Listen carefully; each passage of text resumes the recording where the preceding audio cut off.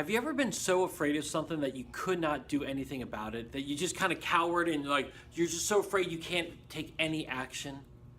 Well, in today's story, we're going to talk about David and Goliath, but more importantly, we're going to talk about David and who God created David to be as opposed to being someone he's not. Okay, so I want you to read this story. It's found in 1 Samuel chapter 17. I want you to read the whole story and see how Saul tried to make David into something he wasn't. Okay, and then we're going to talk about how that applies to us right now. All right, so pause the video, and when you're done, press play.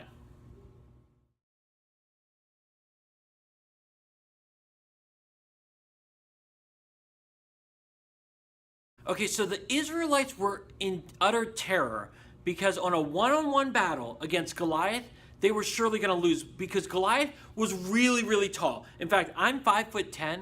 He was almost 4 feet taller than me. He was so tall and so enormous, and the Israelites probably could not defeat Goliath on their own.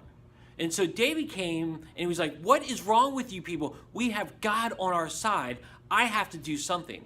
So he went to Saul and asked permission to do something. And Saul, in his best intentions, I'm sure, tried to make David into something he wasn't. He tried to put adult armor on David. And David was a young shepherd. He couldn't fit in that armor. He looked clunky. He wouldn't be able to do anything. And so David said, "Listen, I've got God on my side. I can do this. I'm going to do this." And what did David do?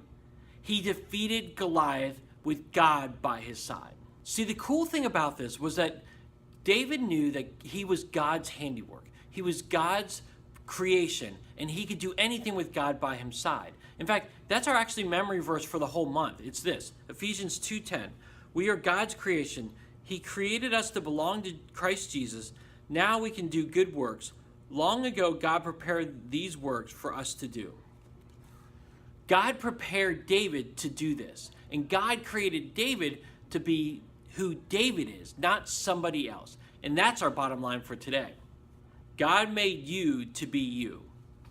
That's right, God made you to be you. He didn't make you to be Tom Pounder or to be your parents or somebody else. He made you to be you. And I want to encourage you to own up to that. God created you very uniquely, like what we talked about in the Bible verse, Ephesians 2:10. God created you to do great works, but he created you with a specific purpose, just like he created David with a specific person.